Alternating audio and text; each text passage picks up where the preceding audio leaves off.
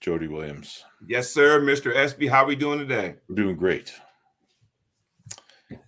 You know, it is the final Can-Am Connection of 2023, the last of the year.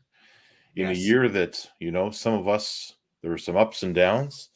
I could delete this one from my memory banks altogether, and I probably would be a happier person. Right. But at the end of the day, you know what they say.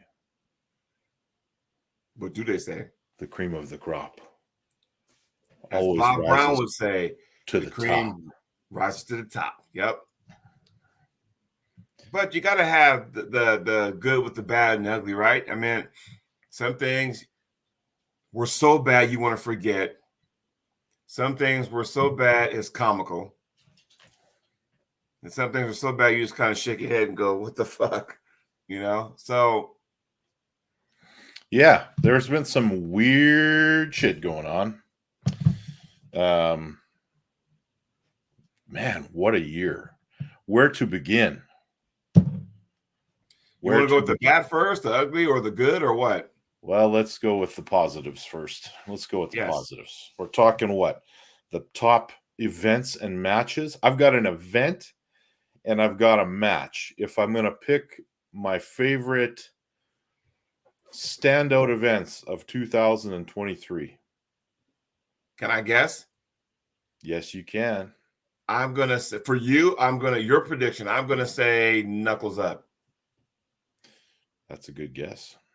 Oh, I'm wrong. No, you're correct. The event of the year for me is Knuckles Up, first edition. That's true. That's true. And here's the thing, guys, what you got to realize, everybody, Dan Woodley, Jay Clean, GB, Randy, what you got to understand, thanks for chiming in on the show. Don't forget to hit the like button. Anytime you're involved in something for the very first time is always something special because, one, if it does get bigger, you can be like, yeah, I was on the first one.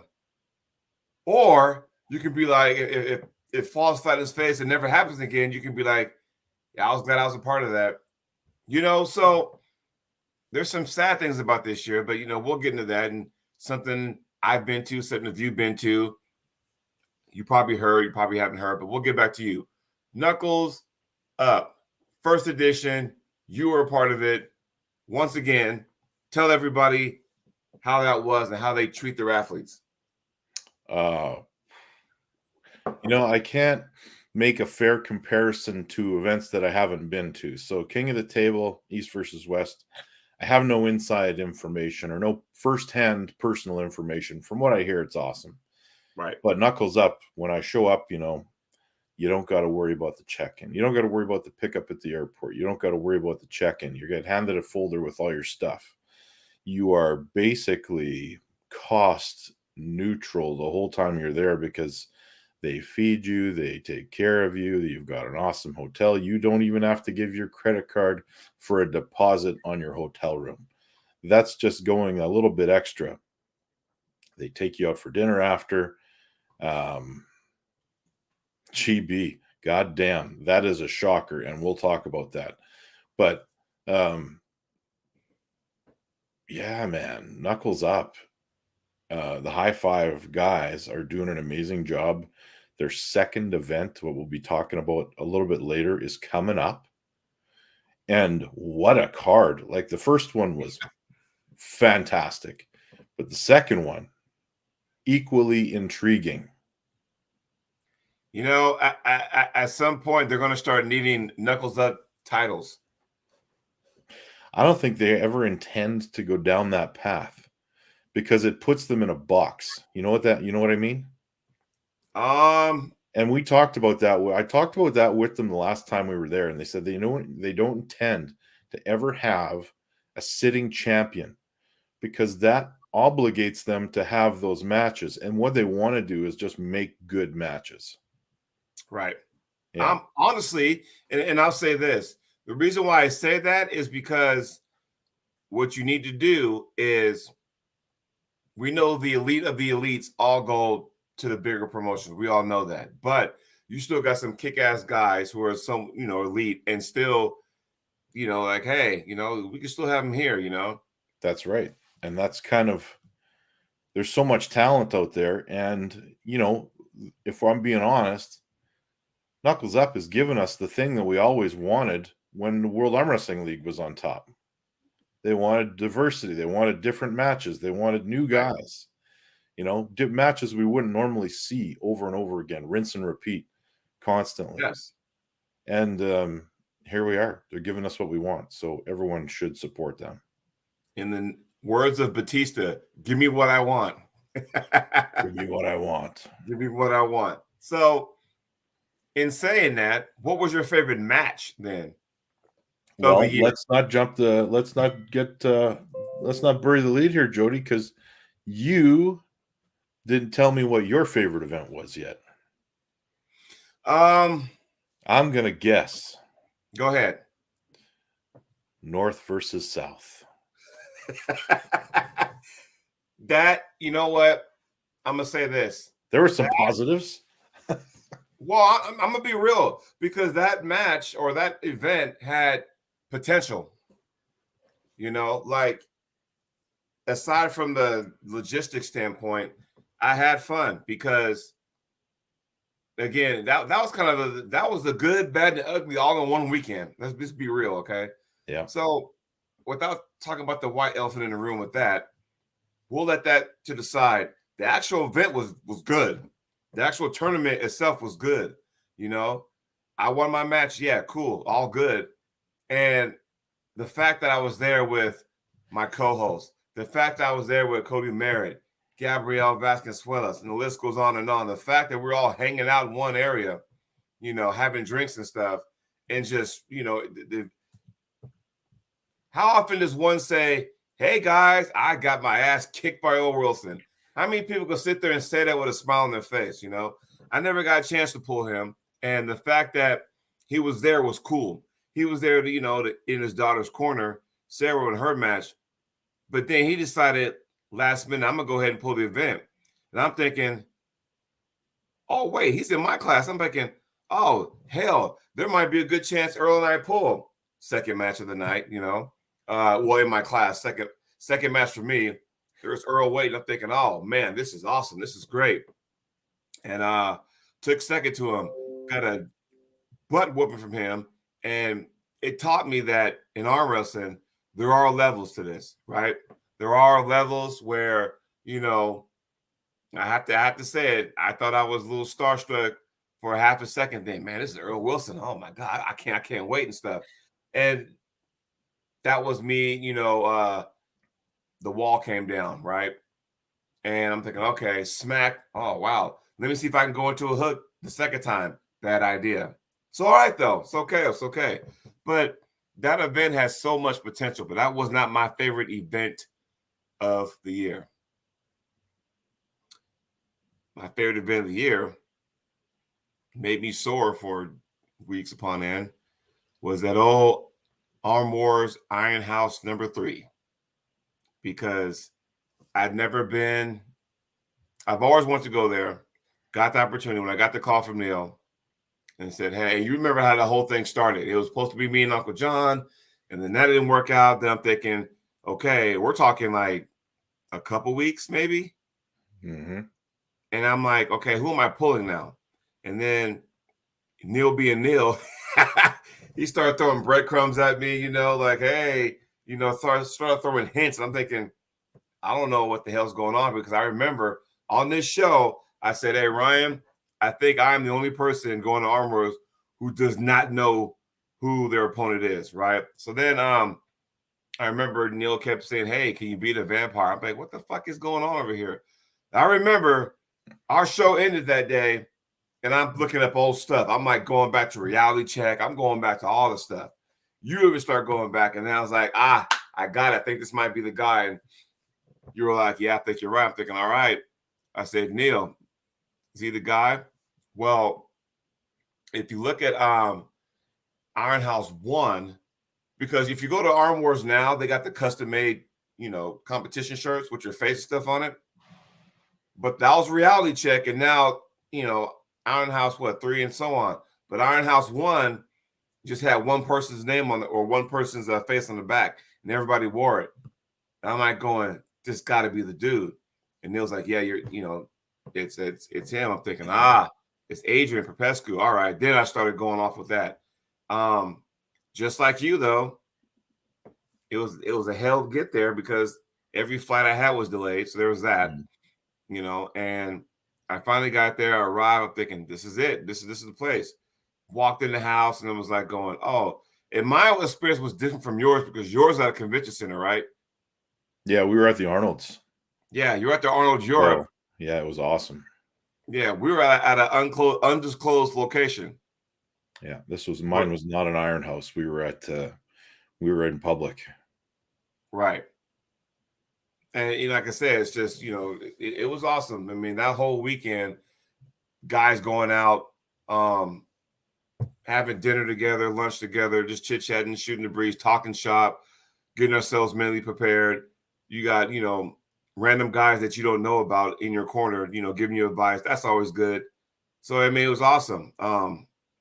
Jay Clean says, forget about Arm Wars. When's Neil's going to set up Arm Whores? But yeah, my favorite event, because I was a part of it, for me, it was Arm Wars. Yeah. So, favorite match? You want to go or should I go? You go first on this one. I got two of them, though. Okay. And the first one you already guessed before we went on air, and I said, no, it wasn't. Oh, what one was that? I said it was for you, Todd Hutchings and Angrabayev. Yes, and that was, if I had a top three, that would be third place. Yeah. Coming in at number two for me, one of my favorite matches of the year, because last year it was chafing, Vitaly. But this year, coming in at number two would be Levon and Hermes Gasparini. Okay, that's a solid choice. Yeah. Because the fact that up until that point, Levon seemed untouchable. He seemed like he wasn't human. How many people we got in the chat, by the way? 17 people watching right now. And Ryan just popped in to say What's hi. up, Ryan? What the hell's going on, man? Can I ask a question? In arm wrestling, off topic, in arm wrestling, how many guys named Ryan? In arm wrestling, how many ladies named Sarah? Just thought I'd throw that out there, by the way. Up until that point, Levon seemed untouchable. He seemed like he wasn't human, like nobody could touch him. We thought that, okay, when Devin gets a hold of him, he's going to take him out. That didn't happen. I'm thinking, I didn't believe that. Not that version of Devin. I think going forward, I might have a different opinion. But at the time, I did not think Devin would be able to stop Levon. I thought Levon being big as he was would wear out. I thought Devin would go, you know what? I'm going to go ahead and play because he's trying to play the mind game and it wasn't working. So he's like, I'm going to try to burn him out. It didn't happen. But Hermes did some shit at that time that Devin didn't do. And I'm like going, wow.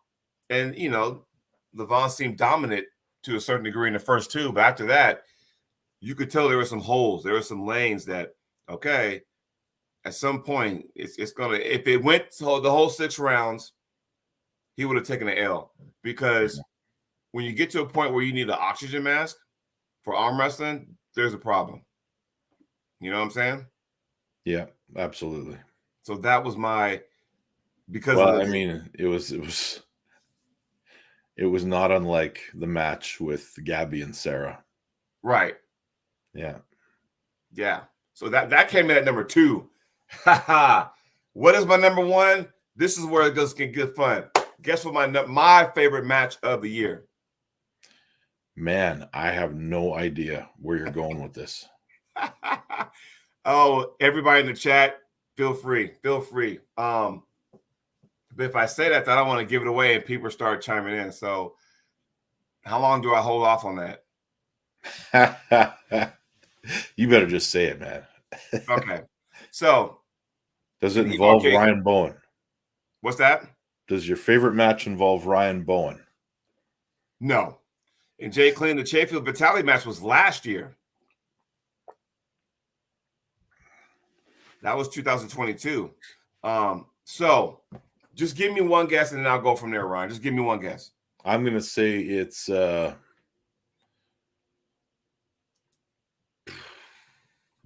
and Devin. No, has nothing to do with Devin. My favorite match of the year, based on how it all unfolded, was Matt Mass versus Kalinchenko. Okay. Simply because it had two winners. Well, look at it this way. Because Matt was looking to get back. Like, okay, because he had suffered some L's at East versus West and was kind of looking to get back on track, right? And I'm thinking, okay, Matt's got to win, right? So looking at that match, after 3 rounds, Matt was down, what, 3-0? I'm thinking, fuck, you know?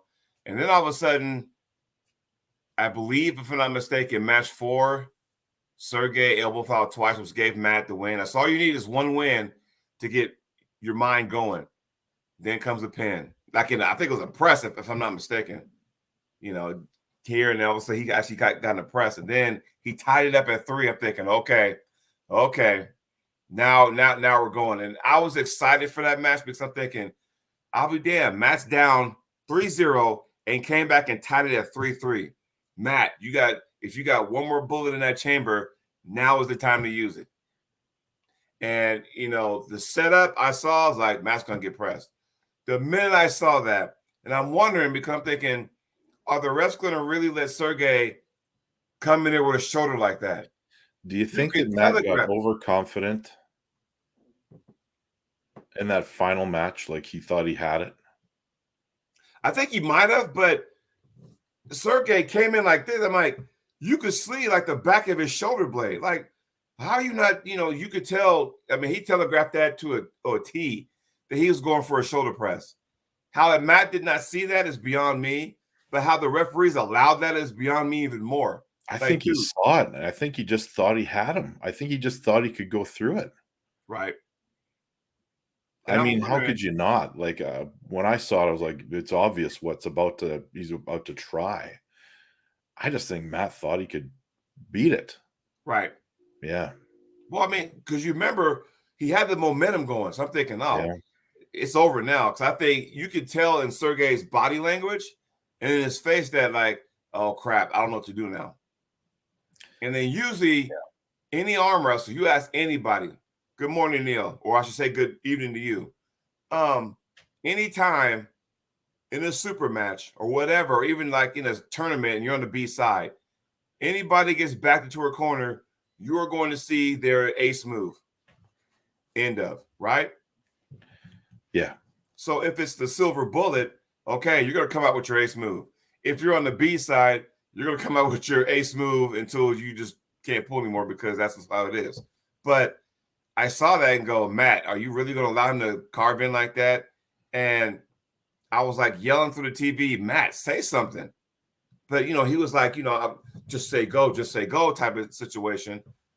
And I'm like going, the referees, are you not seeing this? Like, square the shoulders, you know? But it's not just, that's the great debate though, right? Because I think it's Matt's job too to say something. Yeah. So, yeah, that was my top 3. In case you missed it, Neil, my top 3 matches of this year was Sergey Kalinchenko for Matt Mass was 1. Ermis Gasparini Levon was 2, and Tadzilla Angarbayev was 3. Those are my top 3 matches of the year that I personally liked, that entertained me. Hey, can we just touch on this quick? What's it say? Jay Clean says, while it's an entertaining match, I can't help but feel that Matt versus Wagner on the right does not belong at East versus West. Interesting take. Now, here's what I think. I think that it's going to be such a crazy, incredible build-up and 2 volatile guys at the table that people are going to want to see it. And I think that if we can agree that Matt Mask belongs at East versus West, then we should also agree given Wagner's history, even on the right arm, that he should probably be there as well. Because I do see some other guys, some maybe some lower tier guys getting brought over to compete at that event.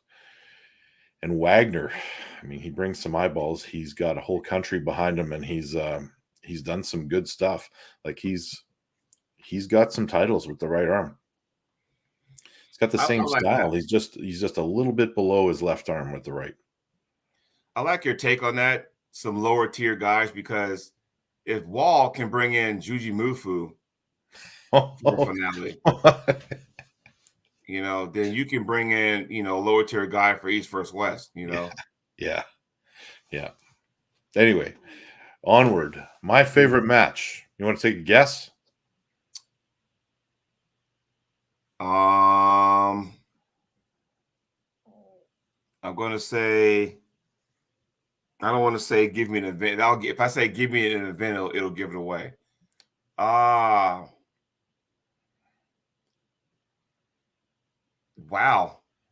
I'm stumped. Here's the thing. I got the chance to talk to this and don't say anything because you're going to figure it out along the way. I had a chance to talk to the one competitor in this match, and I never realized, maybe even in decades of competing against him, how technical and how much table IQ he has. It was surprising to me how he broke down his match, what he said about my match, and how he was able to have such a ballsy strategy going into a match with someone that had beat him earlier in the year or possibly the year before. And I'm talking about the match between Marcio and Pavlo at Knuckles Up. Especially when Pavlo comes in, wins match number 1, and then you can see Marcio make some subtle, like, micro adjustments and gripping him low to force him inside and then pull him out. It was awesome to watch. Check it out, guys. You know what? Maybe it's because I was sitting there in person as well, that it was, the atmosphere was a lot different than seeing it on a screen. But that was probably, I thought about this last night, and I couldn't really pick another one that I enjoyed as much. So yeah, because that match, and like I said, I mean, even Jason Merlot, that was a nice match too with him. That was my, that's my runner-up. that was some good stuff too. Non-stop Merlot getting after it, and what happens now? Merlot's like, "Hey, I got to defend my turf," and he's pulling Tom Holland. That's going to be another banger, because that right there, was awesome. I heard somebody say, Neil, not biased at all, Neil. Like I said, I've never enjoyed losing a match before. Nobody should. But I'm telling you, when you pull somebody of the caliber of Adrian Popescu, and knowing that if you just look at it on paper, Adrian beats Jody 5-1, it must have been a whitewash, or, Adrian probably got the 4 wins and probably let Jody get one of them. Totally not the case. Totally not the case. I've never been at a battle but still get your ass kicked, but I gave it everything I got. Like, I'm going to tell you something. Like, there was one match where I was sweating so bad that it got on the elbow pad, and one of my losses because my elbow slipped off because I was so sweaty. There's that. So, yes, Neil, I agree. So I was actually, you mentioned Merlot. I was listening to a short on someone's channel, and they mentioned, I won't mention the channel because it's a little bit controversial, and, I don't want to get involved, but they said Jason Merlot. I really need to look into who this guy is. I'm like, what? How do you not know who Jason Merlot is? Have they been sleeping under a rock? Because, man, now granted, he's not one of those guys that's like constantly on social media. He just goes in there kicks ass, clocks out, goes home, right? And Yeah. he's an avid fisherman. So you know his hand and wrist are like, solid, right? And, Merlo being on there, beating Onestad. Then he made a dent in that huge 198 round robin they had. Yeah. I think he ended up 4th place, out of 12 guys. And we're talking about 12 studs. He still came out 4th. And that speaks volumes. And not only that, like we're getting into the next Knuckles Up. He's on that card. Yeah. Tom Holland. I mean, and that's going to be, and here's the thing. At practice, we drove 3 hours to Portland, my teammates, to go pull another team and practice with those guys. And of course, when you got 4 guys in one car, we're just talking shop. 3 hours to the event, whatever, 3 hours back. But it goes to show you that you don't have to look like a Greek god to be an arm wrestler. You look at Tom Holland, right? Looks a thin guy, looks like he might be a painter or something like that. I assure you, if that guy turns you inside to a hook, it is a bad day. And it goes to show you that, you don't, like I said, this is why we love this sport. You don't have to always look like He-Man, Superstar Billy Graham, whatever. You ain't got to look like Mark Felix, Dorian Yates. You don't have to be that thick and that big to become an arm wrestler. They all come in shapes and sizes. They all come in different styles. Inside pulling, outside pulling, strap pulling, call it what you want. You have to go with the gifts that God gave you. If that means you got a bigger hand, thicker hand, longer lever, quick twitch muscles, whatever, bone lock, call it what you want. It's you do it and go with the gifts God gave you. So Tom Holland, and what's he, about 6'2"? Yeah, he's pretty tall, I think. Yeah. Long arm. But that guy, I'm telling you, he turns it inside. It's go time, period. That's it. So, yeah. But that's going to be an interesting match, And like I said, we'll touch more on that because we're back, January 2nd? You want to go right into that before we get into the soapbox stuff? No, because January 2nd we'll have a show before because isn't the 6th Knuckles Up? Oh, you're right. So we can make a prediction on the next show. Yeah. We can do predictions on the next show. Let's mention it fast, though. Our main event is a left-handed match.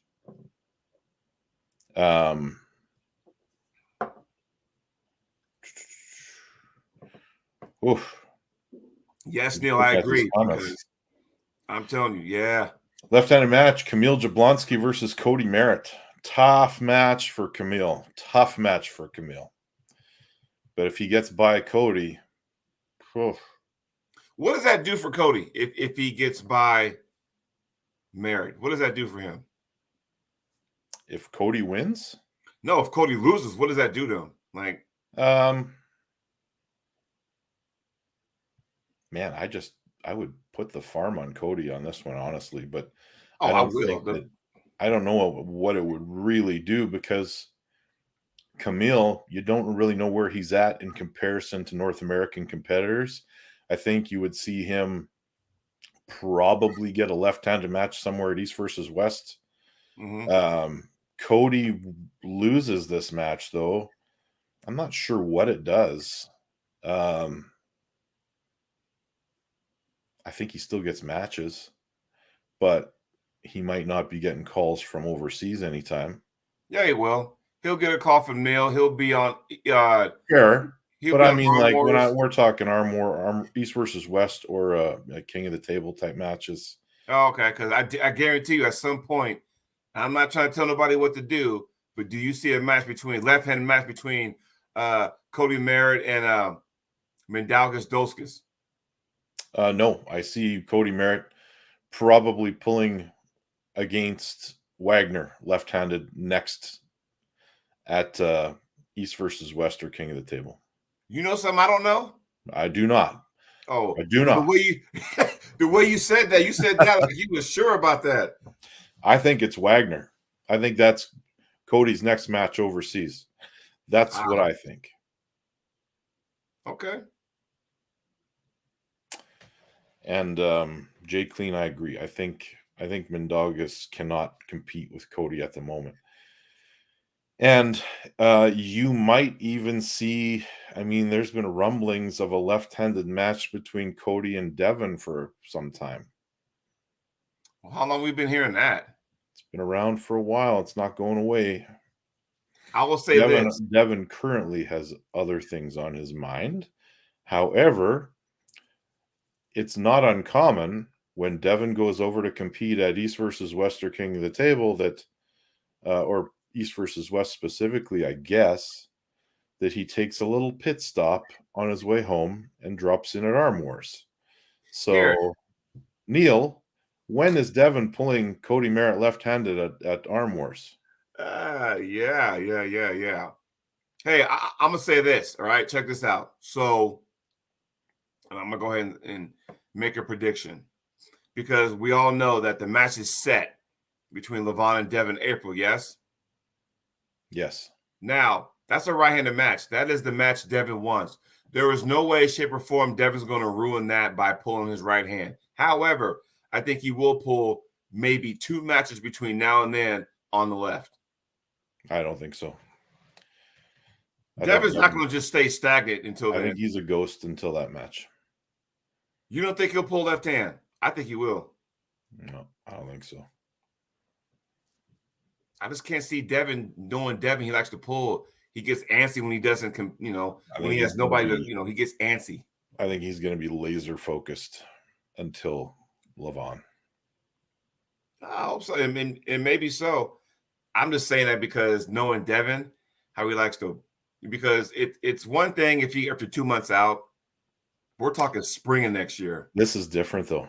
This January, is different. February, March, April. This is the legacy of all legacies here. This is the match that cements Devin as the current number 1. Right. And possibly gets him that title of, the boat. Duly noted. Will the legacy hammer be in a full effect? It's symbolic. I don't know. I guess. I mean, doesn't Levon have it currently? That's what I'm saying. Yeah. So, yeah, he might get that back. Not that he ever put it back up, but yeah. So, well, I don't remember. Devin wins it, he'll put it back up. Yeah, because I don't remember seeing that when Levon pulled Hermes.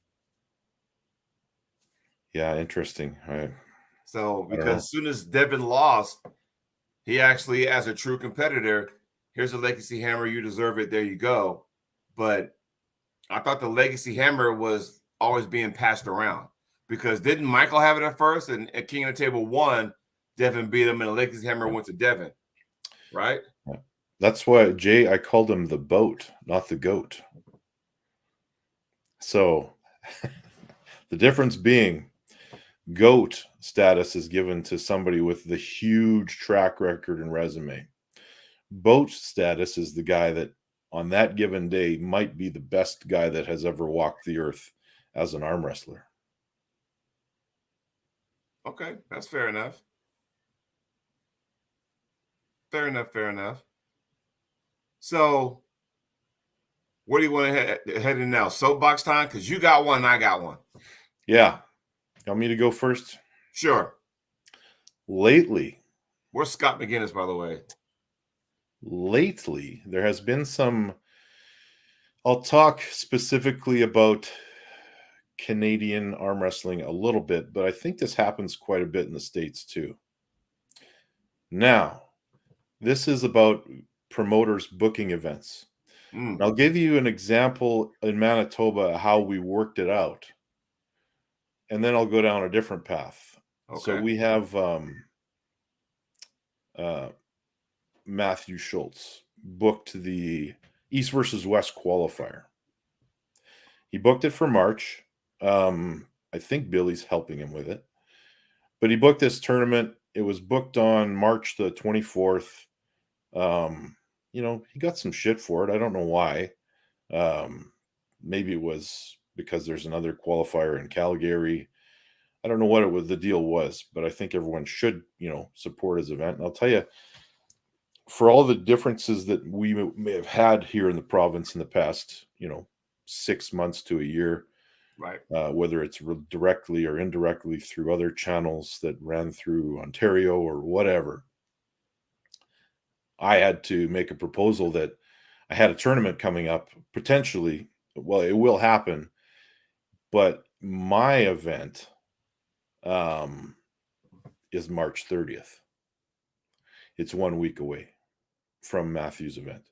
I don't have the option of switching the date because it is a part of a much larger event. And FYI, there's going to be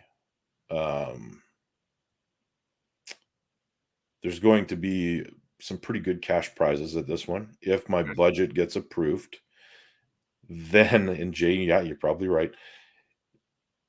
And I will have the money up front in advance in a bank account before it ever happens. But I actually did have conversations with Matthew about combining the two events, making it an East versus West qualifier. That didn't work out, but he voluntarily moved his event another week. So I'm thankful for that. It's the right thing for the sport. And that's what promoters should do. Mm-hmm. Work together, try to accommodate each other as best they can. Then you got Alberta, where you got, a stronghold event and an East versus West qualifier that I think are about a week apart. So now people have to choose. Ouch. And there's a lot of stuff going around about, boycotting or messaging. And I don't want to say a whole bunch about it, but there's a lot of choices being made over there that, it's not keeping in mind the best interest of the sport. It's kind of being done almost in the best interest of, the promoters. And all I will say is that Joe Nelson, Latuski Cup, February 17th, and then February 24th, East versus West qualifier, and then Stronghold. See those 3 tournaments listed there? Wow. Now you know what I'm talking about. And then, wow.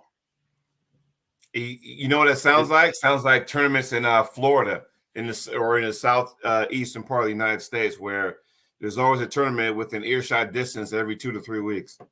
Yeah. Now, it's awesome that there's that many events. The problem is they're killing each other. And I think they just need to communicate a little bit more. So as a soapbox, it's probably, I can't really point a finger or give anyone blame. I just think those guys need to talk to each other a little bit more and work their stuff out. Yeah. And because the East versus West qualifier won't affect the one in Ottawa. So, you got that. But when you have these. Yeah, and the chances of the Manitoba qualifier affecting the Lethbridge one, pretty slim. Right. So those ones probably, it's a big gap in between those 2 tournaments as far as geography goes and travel. And the Alberta people will most likely just go to the Calgary one if they want to qualify for East versus West anyway. But it depends on what the interest of the puller is, because you got to go, okay, if I got X amount of events in X amount of weeks, which one stands out more? Like, which one do you really want to go to, right? That's what it comes down to. So if you really want to be on the East versus West train, then I'm going to go, okay, I'm going to qualify for that one. Now, what is it you got to face? What, top 2 you got to place? I believe it's top 2, yeah. There's pros and cons to that, because the benefit of that, if you go to one of them, let's just say you go to one in Calgary, and you don't place. Guess what? If there's one 2 weeks later, I'm going to go qualify at the one in Manitoba. So if you really want to chase that East versus West finals, you can do it that way. And if for some reason you get 3rd place, damn, I want another crack at it, there's Ottawa down the road. Yeah. So, if you want to just do that would benefit that. But if you're like guys or girls who don't even want nothing to do with these First West and just want to just pull, then you got your other options are there. Yeah. It depends on how you look at it, Yeah. And you got to get rid of over that hurdle, because the North versus South, we all know what happened there. Same venue, same promoter, Same hotel. Tough one. But also you need to know that James Reed and Paul Lynn are the guys that are signing off on this, and they did do a good job last year in that same venue.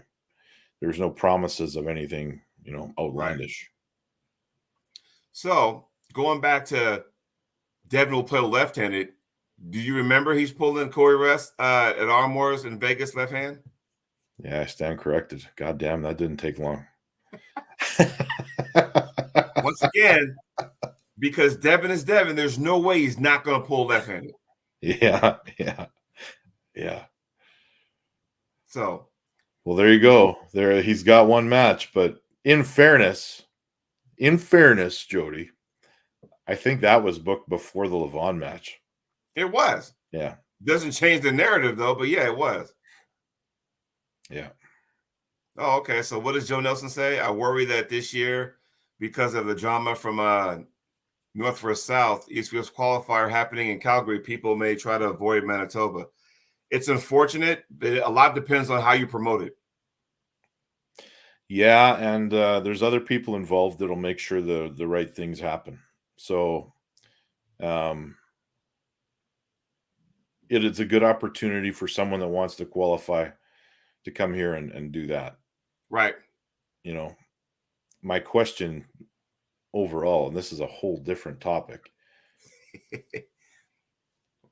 What's the point of the qualifiers if somebody can just show up and buy their way into the event? Exactly, which is why I don't want to, venture down that rabbit hole, because I have my own feelings about that. Yeah. I thought it was bullshit, because then the people who had to scratch and claw their way to get to a qualifier and qualify, and then pay all that money and register again to go down there just to see, oh, wait, what regional qualifier did you go to? Oh, I just showed up. Okay. So that's why I want nothing to do with that. So I'm over that. Just the way that situation was handled has nothing to do with the event itself. Just the way that was handled. It's like, nah, I'm good. I'm all right. James Clark is saying that apparently they're not going to let them do it this year. I hope that's true, because if it happens 2 years in a row, people will expect it to happen from now on. It should have never happened in the first place. Like I said before, it almost sounded like they were trying for certain people to get in, and it didn't happen. So they wanted certain people to show up. Well, one of the most impactful guys that went and won that tournament is Matt Mask, and he did it through qualifying in Toronto. Right. Yeah. So there you have it. All right. My turn. I'm trying to find out how to present this question. Is it a statement? I'm trying to figure it out. But once I get going, Espey, you'll know. Everybody in the chat, you'll understand. Practice pulling. Or after tournament pulling, right? What is one looking for when they do that? So let me ask you a question. What are you looking for with practice pulling, or, after pulling? What are y'all looking for in it first? And then, Ryan, what are you looking for when it comes down to that? After pulling should be done just for entertainment. It's fun. It's something you get in there and you go hard. It's not going to be, hugely beneficial, but you're having fun with the people that you wouldn't normally get a chance to pull. This is a subject that's been debated over the years. And when Coach Ray was doing his little interview segments at the One East versus West, where he was asking all these arm wrestlers how often they practice, the most common answer that came back was every 2 weeks.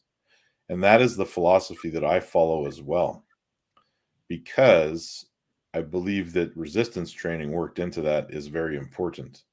Right. There's anomalies to that. Like, some guys will arm wrestle every day if they get that opportunity and it works for them.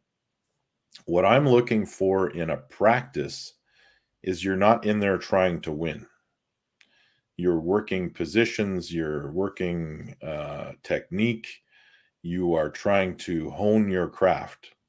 Because Right. if you're just going in there to go hard in a certain plane of movement, well, you can do that in the gym. You don't necessarily need a table for that. You're not in there trying to beat your opponent. You're trying to work with them and help both of you get better. And that's the key. If it's a brand new guy, you're trying to figure out where they have a predisposition to compete, in what position they should be in, and then you kind of work to develop that a little bit slowly. The other thing is you have to figure out things like rep ranges and relate that to a practice. What I mean is, if you're going to um, go to the gym, are you going to do 30 sets to absolute negative failure? Or are you going to do one or two of those? And that's just it, you know? Because on the table, you're going to get when do you quit arm wrestling? When you've been beaten 4 times? When you've been beaten 10 times? When you can't move your arms anymore? Because it seems like arm wrestling is the easiest sport to overtrain in the world, because guys just keep going. They're like, oh, I can go all night. Well, you've been pinned 75 times. There's nothing noble about that anymore. And Right. you're not getting anything out of it. Yeah. You have already signaled to your brain that this muscle has been overexhausted and needs to be rebuilt stronger. And now you're just doing harm to yourself. Right. But it's fun. So let's keep going. The reason why I bring that up is like, when I test my strength, it's at a practice or an after pull. I'm not really focused on ready goes. I mean, the tournaments all said for after pull, we're not ready to go. We're not doing that. You know, we may, hey, Cody's in the house. What's up, buddy? We may end up going to the pad, but it's a controlled atmosphere, right? So, you know, there's times I've gone after pull, me and Coach Ray. We're going back and forth, but we're having fun. We're testing each other's strengths and angles. There's clips of me and Michael Todd, left hand, going back and forth. That doesn't mean I can beat him, but we're going back and forth, testing, you know, his left, and I'm testing my left. You know, what's it like to feel somebody in the super at the time, super heavyweight? Oh, yeah, it's pretty strong, you know. I know where I cannot go. I'm not strong enough there. Can I go ahead and pop it and go this way? You know, so you want to test that. And I always found it funny when some people, they beat you in practice, whatever, and they think that, oh, well, I can beat him now because I beat him in practice, which is fine, you know, whatever. Because we all know in this sport, everyone's taking a loss some way, somehow. That's just the way it is. But you meet that same person in a tournament atmosphere, tournament format. Well, hey, well, guess what? Now you can't start like this. You got to start like that. Okay. Yeah. And you have it ready to go. And you blow their doors off, and they're looking at you like, did you just like get stronger that quick? I'm like, no, it's because there's a difference between practice pulling and there's a difference between tournament style pulling. Practice pulling, I am working on my flaws, you know, weaknesses against different arms, especially when you're going with your team and you're traveling somewhere else to get different, you know, hands and stuff. I'm also working that, okay, this is what I've been doing in the gym or on my table by myself. Is it now beneficial that I can work those angles and what I've been working on and getting stronger in? Now I'm going to apply them on the table to see, okay, is this working? If it does work, perfect. Keep at it. If it doesn't work, throw it away, right?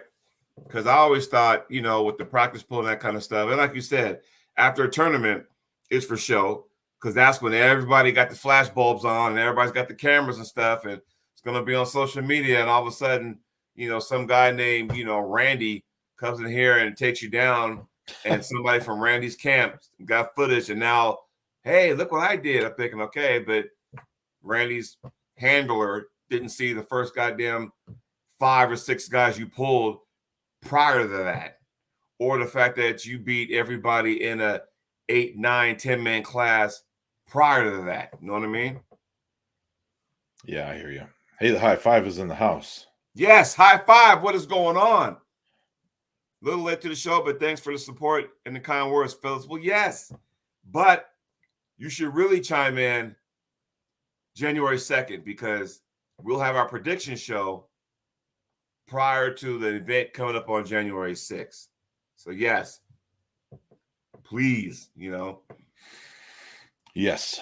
And what did Jason say? Too many lefty matches, but still good card? Yeah. What? Yeah. Come on, man. I don't know. Jay Clean has the ability to boot people out of here, so you better be careful, Jason. You better be careful. Jason, my friend, with all due respect, do you understand? The co-hosts of this show are predominantly left-hand pullers when it comes to arm wrestling. And by the way, there's a guy, Cody Merritt, also left-hand specialist. So, with that being said, do not sleep on the lefties. In fact, I should get a t-shirt or something that says, make left-hand arm wrestling great again. I don't know. Oh, don't do that. Don't do that. It makes you look like something else. Yeah, well, you know what? Yeah, that's true. That's true. That's true. But no, I'll just kind of, get everyone's opinion about that because, I don't care if I'm getting paid. I don't care about losing position because, number one, if that happens to me, then I need to realize that, oh, okay, there's a weakness somewhere in my area I got to fix. Yeah, and that goddamn Randy you keep talking about with his cell phone taking video of these matches. Yeah. If you would have filmed, like you can make anybody look like a superstar at a practice. Yeah. Like there's been times, and I am almost convinced that some guys use that to throw people off. Yeah. And I know people who shy away once they figure out, the cameras are rolling. They tend to shy away and just stay in the crowd and not pull. And it's not that serious, So, yeah. I think back to the high five and all the oh, Cody, you know better than that. I'm gonna highlight his comment. Oh, wrong one. Yeah. We all know left is superior. However, think back to the high five and all the after pulling there. Mm-hmm. Man, like I could have looked like a superstar or a bum compared, like just based on sorry, James Clark. there you go.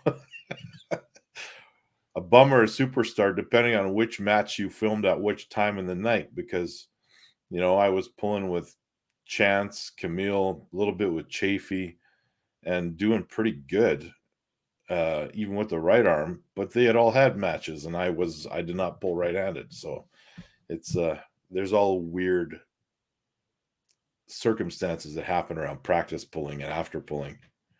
Question: will it be disrespectful to put the high five, since they're in the chat, on the spot if I were to say, when is Ryan going to get another opportunity at that event? Well, you should definitely ask that question. Okay, I'm going to ask it. My man Espey, when is the next time we're going to see my man, my co-host, on another card? So, and like I said, this is the second one. I would imagine there might be one more at least, if not two, for 2024. So, well, they're starting early enough in the year. Yeah, I mean, exactly. As early as they can. Yeah, I mean, like I said, it's just it's awesome to have these opportunities, all these different outlets, Arm Wars. And I have some news. Oh, yes. Let's go. Robbie Burnett. My match with him was scheduled for March the 30th. Oh, God. It is no longer happening on March the 30th. Did you get pushed back? Up. Really? Yes. February 17th. Why did it get pushed up? They didn't realize they booked it on Easter weekend, and they didn't want to do that. And then they ran into some scheduling conflicts, and they just kept throwing dates at me, and I would say yes or whatever. And they picked the end of January, but I'll be on vacation in Cuba. And they said, "How about February 17th?" I said, "Absolutely, let's do it." Yeah. Does that change your training as far as all got bumped up now? No, not really. Ooh, Dan Woodley asked a question. Who would you match Ryan up with on the left, Jody? I still want to see you and Wagner. That was the original high five match, was it not? That was the original high five match. I wouldn't mind a right-handed match if I'm being completely honest. Right. I still would want to see that match. Hell, I still want to see you and Terrence Opperman, but that's none of my business though. So A Cuban lunch, Jay Clean. Yeah. So yeah, I mean, that's just, that'd be kind of awesome to see. And like I said, you say that, and some promoters are always, I got my card set. Now, do I think ahead and start working on the next card? Because you already got the other cards. What we got? What we got? Highlight that, Ryan. Highlight that. We must have nothing but great things to say about the Manitoba Mastiff. We'd love to have him back. We have 2 more dates planned for 2024. Dates will be announced soon.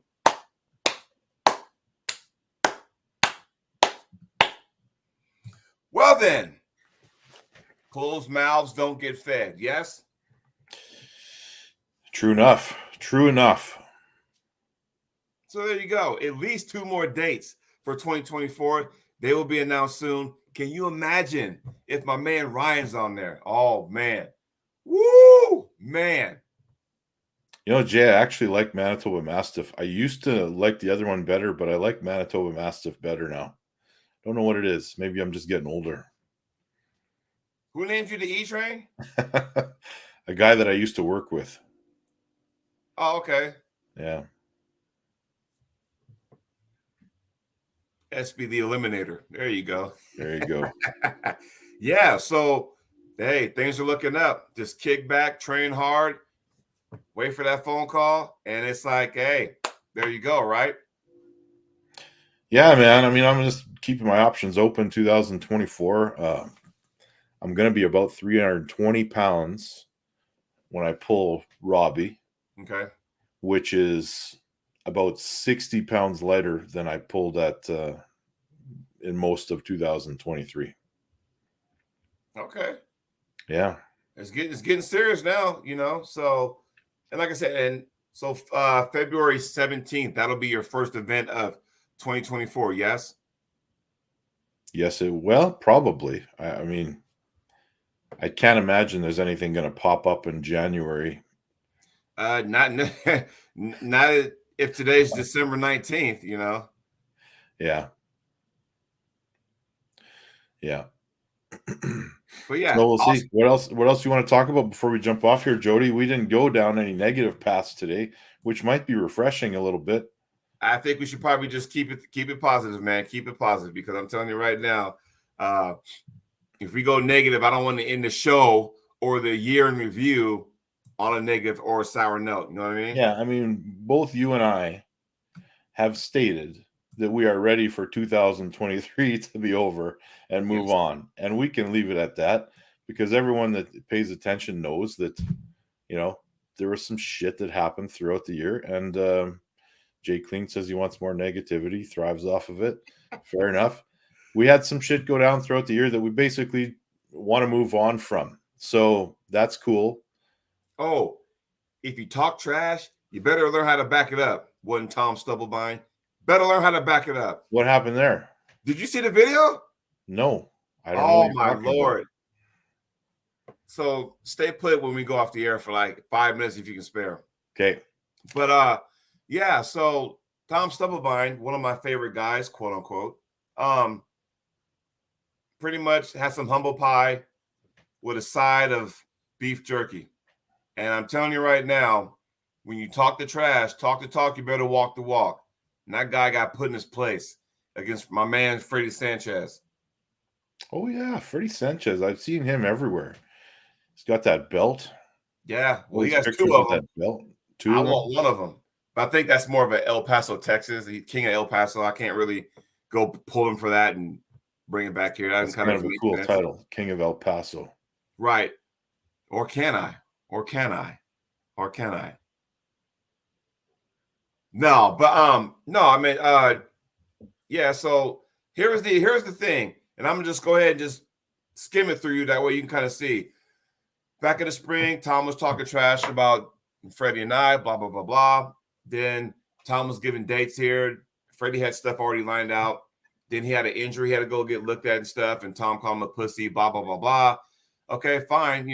They finally said December 9th is going to be the day. Cool. They agreed to both arms. A couple days before the event, Tom pulls out in the right hand saying, hey, I injured my right training. How the fuck are you injuring your right training when you know you have a match with money on the line? How are you doing this? How? Be smart, right? So, moment of truth. They're getting ready to pull. Freddie has the mic. Hey, you ready to go do this? Tom's like, hey, you know what? I injured my right. I can't pull you right, which is Freddie's good hand, by the way. His good arm. Oh, man. So Tom's like, but I'll pull you left. I'm going to destroy you. Watch everybody. I'm going to destroy this, blah, blah, blah, blah. Left hand is Tom Stubblebine's preferred hand. You see where I'm going with this? I hear you. So there you go. Now, match number 1, Tom wins. I'm like, fuck. Here we go. But there was a lane. Freddie found it. Won the next 3. Freddie wins 3-1. Get the fuck off the stage. Give me my easy money. Give my money. So lo and behold, don't talk shit if you can't back it up. So there's a way about going about getting super matches, people. When you talk all this, I mean, and granted, you're going at it a certain way. You want to test yourself against some of the people who are better than you. When you go against Artem and Artem smacks you 3-0, and then say, well, yeah, I didn't want to go side pressure because of A, B, C, and D. Talk all this trash, build up to pull Freddie Sanchez. Freddie blast you 3-1. What is it? I gotta give an award right now. And yeah, Joe Nelson, you're right. Had the fucking audacity to after pull with the right. What the fuck is going on with that? Dan Woodley wins for comment of the show. Which one?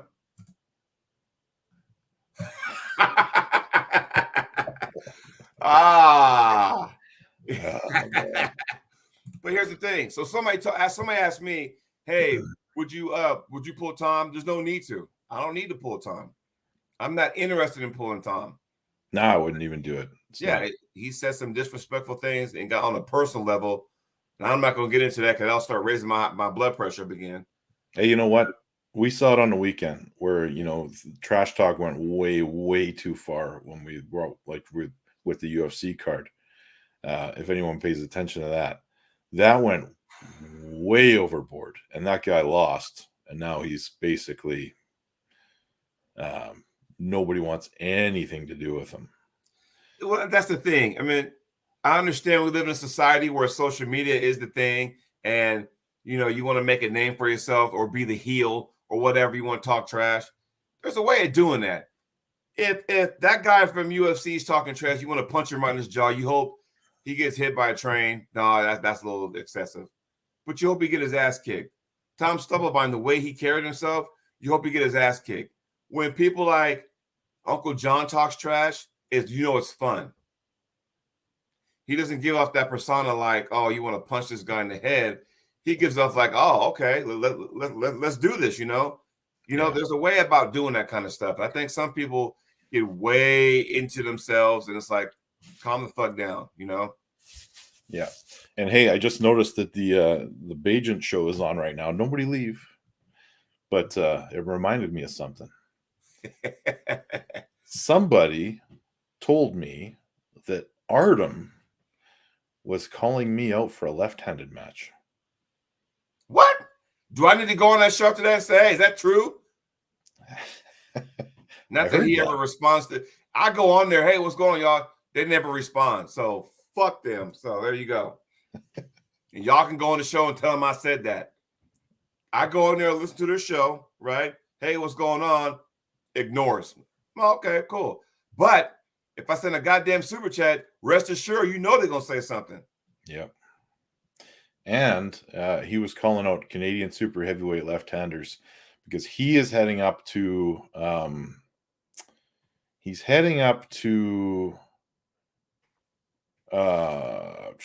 Magda's event, that AWC event. He's And him pulling and John Breed are Terry. heading up there. Hey? He's pulling John Terrian. Yeah. That's a bit of a mismatch. You think so? I mean, I think John's going to bulk up big time. I mean, he would have to because Artem's bulking up big time. Cody, I trash talk all the time and I can't back it up. Jody, you're wrong. Cody, I never really know when Cody's trash talking. It's so subtle. I can because it's funny, you know.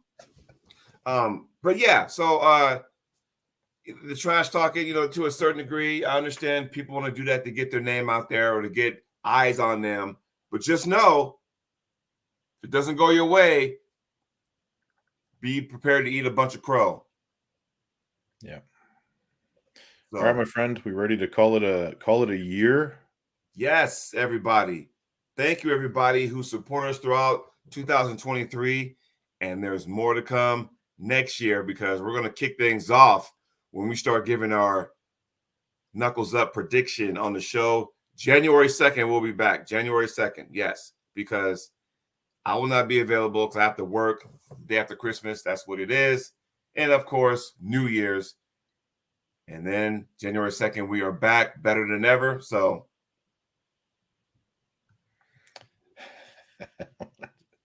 oh man, what did Neil say?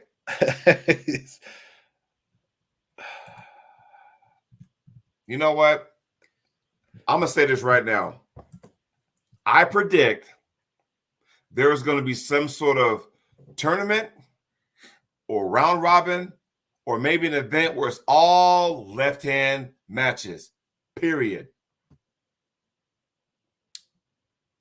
Trust me when I say that, because I'm telling you, there are so many people who are good left hand that probably don't get the limelight because everybody focuses on the right, rightfully so. But I'm telling you right now, some way, somehow, there's going to be an event. I don't care if it's a round robin, all lefties.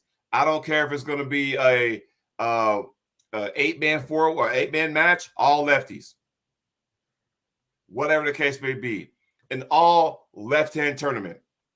Mark my words, there's going to be an event sometime in 2024 with that. I'm telling you right now. You might be involved in one. I might be involved in one. We just got to find a catchy name for it. Sounds good to me. Oh, already got one. Want to hear it? So yes. if high five, or if you're still on, you're listening. Neil, if you're still on, you're listening. Espey, Merritt, myself, all you left-handed pullers, I got the perfect name for it because I had to go in my WWE brain, right? The Southpaw series. There it is, folks. I like it. The Southpaw series. What do you think? It's good. Somebody needs to run with it quickly. I will post it. Get a hold of me, and I will tell you my ideas. There, I said it. There awesome. You go. Merry Christmas, everybody.